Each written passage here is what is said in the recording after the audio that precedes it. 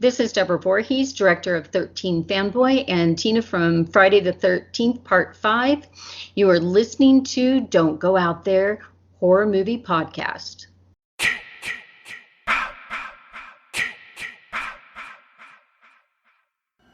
In a world where zombies, ghosts, serial killers, and vampires all exist, it's Nico, Brian, Mike, and Dustin, and they are all that stand between you and the films that could end the world. Welcome to the Don't Go Out There Horror Movie Podcast. Welcome back, everybody, to the Don't Go Out There Horror Movie Review Podcast. Just want to thank all our fans and listeners for listening. We really appreciate it. And tonight we are joined by director, actress, writer, Deborah Voorhees. She was Tina in Friday the 13th, Part 5, A New Beginning, but is now the director and writer of her new film, 13 Fanboy. Ms. Voorhees, thank you so much for joining us. How are you doing today?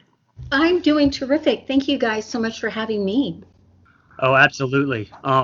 Ms. Voorhees, you're obviously known to most of our audience as Tina from New Beginning. But can you tell us a little bit about what got you into acting and how you got that role and how it was on set?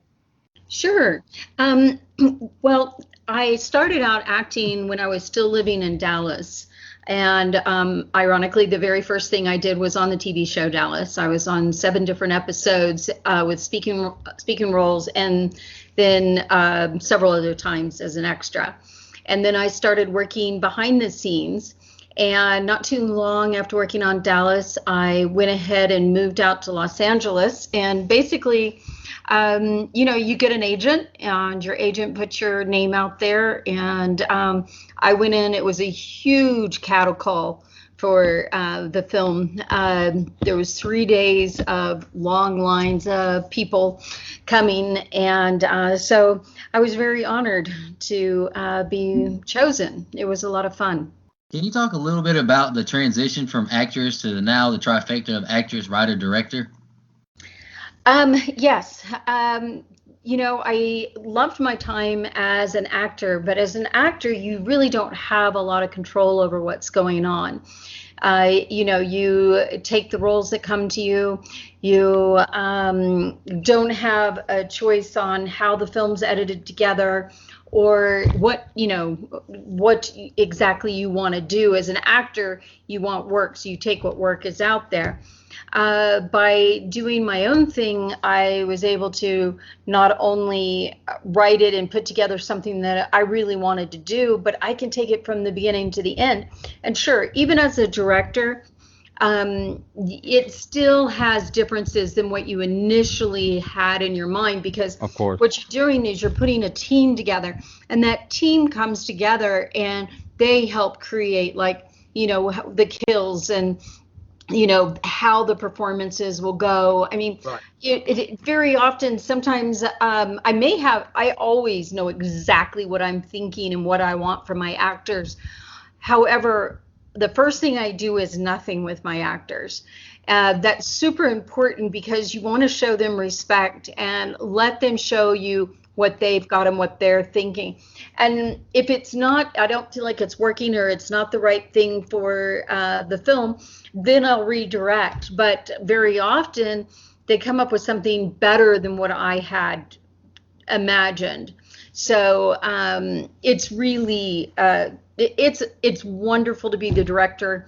I've also was producing with my producing partner, Joel Paul Reisig. And so talk about, man, I don't even know how to tell you how busy you are. Acting is fun. And right. But as when you're on set and the director and also doing some producer work, or frankly, just the director by itself, you have more than you can possibly do in a course of a day. And so it's pretty intense, but I still, even with the extra tension and everything and the stress of it, I love it. I love every minute of directing. Absolutely. A lot busier of a schedule, a lot busier of a day, I can only imagine. Yeah. So on our show, we've had Kane and Laura and CJ, and we've asked them about your most upcoming, almost reunion type film that you wrote and are producing, directing, 13 Fanboy. Can you talk a little bit about that film? How did the idea come about? Where did it come from? When Laura was on our show, she told us about being stalked personally by a fan. So that's, Right. just so that's the kind of level of fan that's in this franchise. Right. Right. Well, it came about. I was actually on a phone call with my producing partner, Joel Paul Reisig, and we were talking about a different film we were discussing getting off the ground. And he just asked me, he said, "Look, I'm just curious, what is it like when you go to the horror conventions? What are horror fans like?" And he thought, you might be a little weird, a little scary. They think, and I said, they're not. They're not like that at all. I said, just think about a bunch of guys and women, people who just love to dress up. And it's like a bunch of kids getting dressed up for Halloween, but we're all a bunch of adults and being silly. I said, they're just really great people. He goes, "Oh, okay, that's neat." He said, he goes, "Have you ever had anything kind of weird happen?" I was like, "Well, not at a horror convention, but, I had some kind of weird situations with a couple of people online and contacting me, getting a hold of my personal phone number and contacting me that way." And one of them sent me a message on Messenger that thought, "Wouldn't it be cool if you died in Friday or in real life like you did in Friday the 13th?" And Oh no, yeah, no. no, Wow. that's really not on my list of to-dos. So that one bothered me, but not as much as the other one. The next one bothered me because it was on my personal phone. And I was actually back in my office. It was nighttime, and I had these two big windows and the drapes and stuff open, and I'm at my desk working, and I get a text message basically saying that I'm being watched. Wow. Oh no. And they made it clear they knew who I was and from Friday the 13th, and that he meant me harm. And kind of acting like he was like Jason. And that one unnerved me. Both situations turned out to be not that big a deal. I blocked him and didn't hear back. I had another person who has been a little bit more problematic, but it's been, all online kind of things, not the extremes that like Adrian and Lar had. Right. But so anyway, my producing partner said, "That's our movie." And I'm like, "Oh, hell no, it's not." The hair on the back of my neck went up, and I'm like, "Oh no, that's real life. That's not a movie. That's scary." And that little part of you that you never voice and never say out loud, but there's a little piece of you in the back of your head. What if there was a fan out there like that? Right. And so for about 5 days, I really molded over and did a lot of pacing and literally pacing. And then finally I just decided, oh my gosh, he's right. This is our movie. I can scare people with this. This is perfect. And so we jumped in and didn't look back or, question it from that moment on. Wow. Yeah. And so I know you can't say too much, but for our fans out there that may not know a whole lot about 13 Fanboy, what can you tell us a little bit about, like, the basic plot outline and that sort of thing? Well, 13 Fanboy isn't about an obsessed fan who is stalking the women of Friday the 13th and also Halloween with Dee Wallace. And, it's a very intense kind of think of like Cape Fear, Hush, real intense kind of thing. It's a combination of, yes, it's a horror slasher, but it's also a thriller and a whodunit. Right. And I love having that combination because to me, I'm really wanting to take a slasher film and bring it into kind of a new and different way of being, where it is much more about the story and the build up, that thriller aspect of it, and then the question of who is it, you know. Yes, ma'am. Miss Voorhees, can you talk a little bit about this cast? It looks like y'all even got Corey Feldman. It looks amazingly Friday the 13th star studded. It's got the who's who of the franchise in it. Yeah, that's true. Right. Well, Corey Feldman is absolutely hysterical in this film. He's a blast. He basically, we had a script for him, and he kind of took the essence of the script. And then basically went rogue and went totally improv on us. And as a director, you always want to look for the gems. And one of the worst things you can do is have an actor stick to exactly what you have if what they're giving you is better. Right. And so, yeah, it was fantastic working with him. And then, of course, Kane Hodder and CJ Graham, two of the best known and most popular of the Jasons in the franchise. And oh my gosh, both of them are some of the kindest, sweetest, most gentlest men you'd ever imagine. Very thoughtful and caring. I really admire both of them. Then we have Tracy Savage and Judy Aronson, Laura Park Lincoln. Yep. We have Jennifer Banco. Ron Sloan is playing Dee Wallace's wife. Awesome. I really don't think that I could have asked for a better group of people.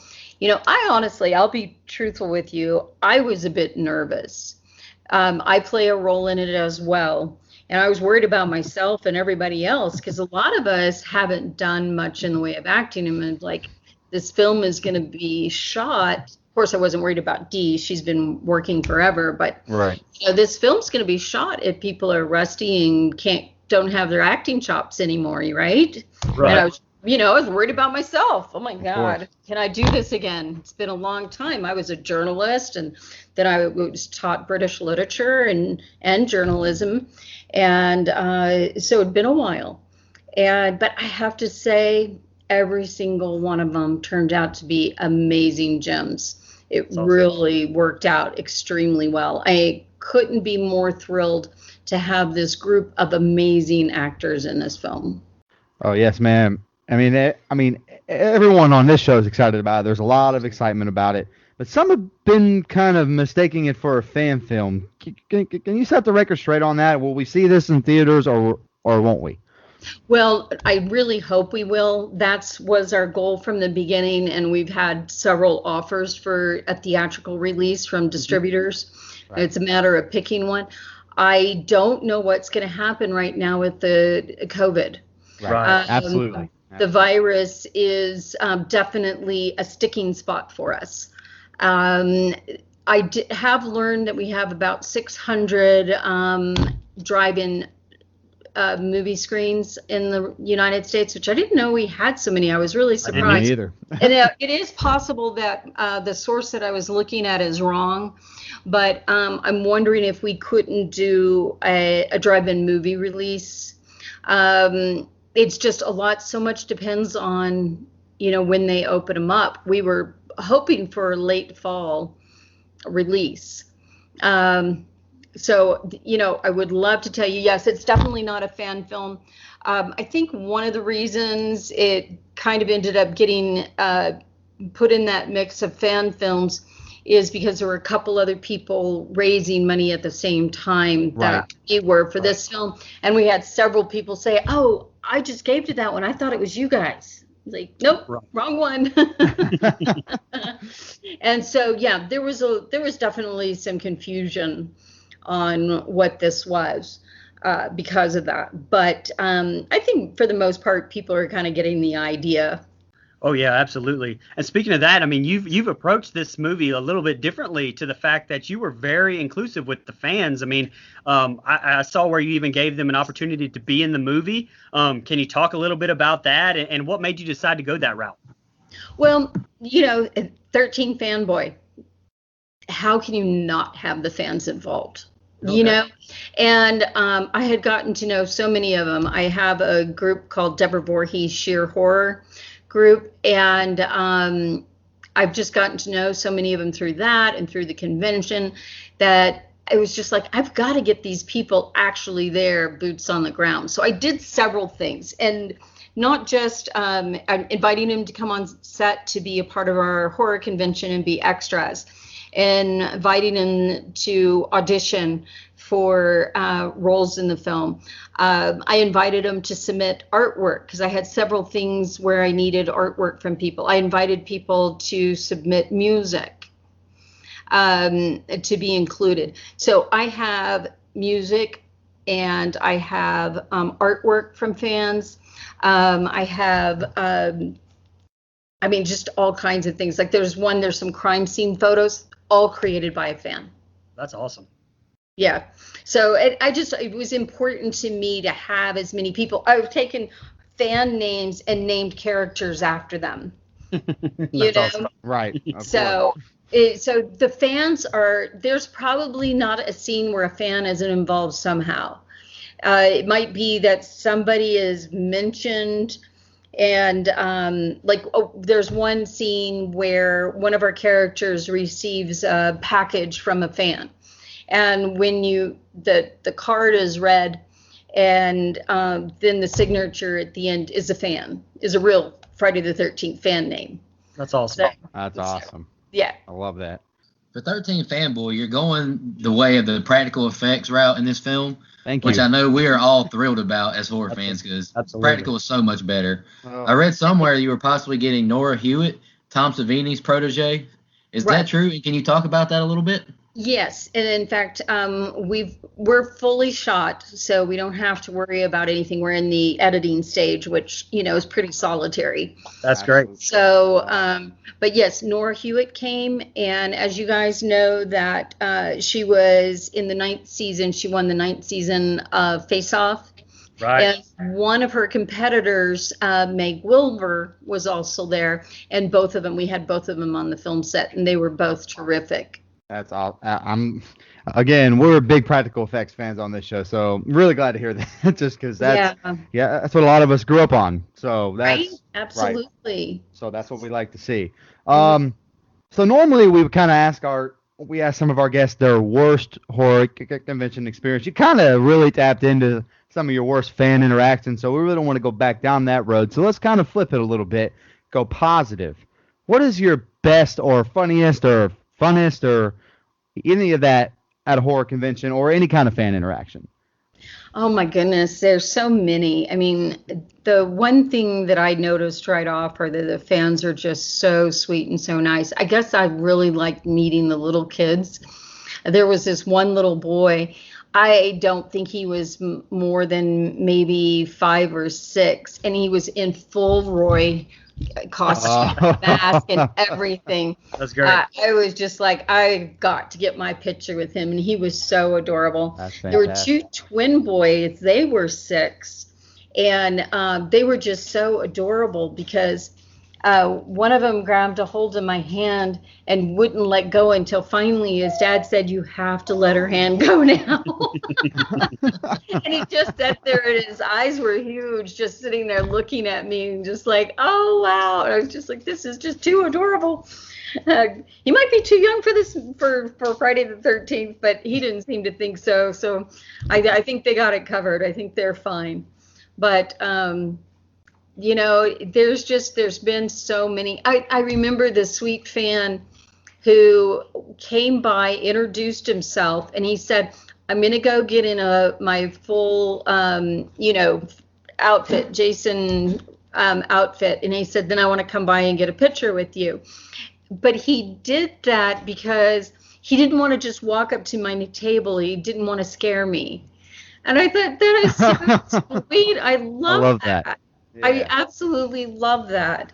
And I just had the best experiences. I remember one dad he had like 4 boys, one in a stroller and 3 other little boys, and they came over and spent some time with me. That was really neat, and I got to give all the kids a hug, and And I remember the guy that showed up from Australia with literally one of those really huge, gigantic suitcases.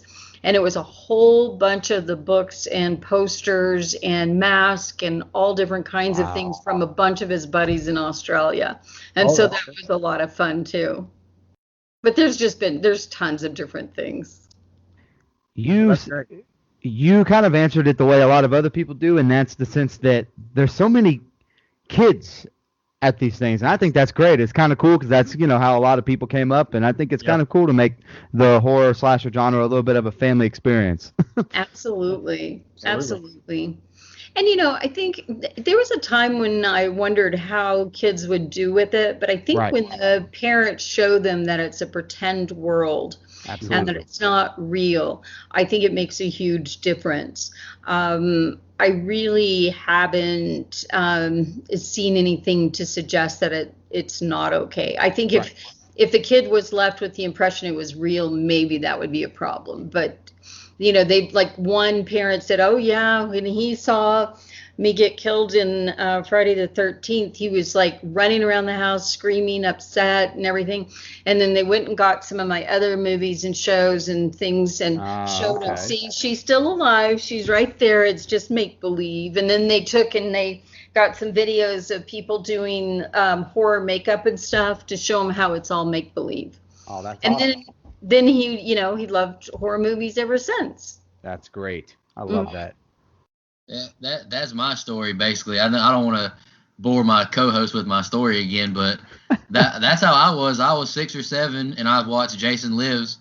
My babysitter rented the VHS for us from Blockbuster, and I still remember it to this day. I don't anything else from 6 or 7. Nah, I couldn't tell you, but I still remember me and my little brother constantly pausing Jason Lives over and over because we were so scared we couldn't just keep watching it.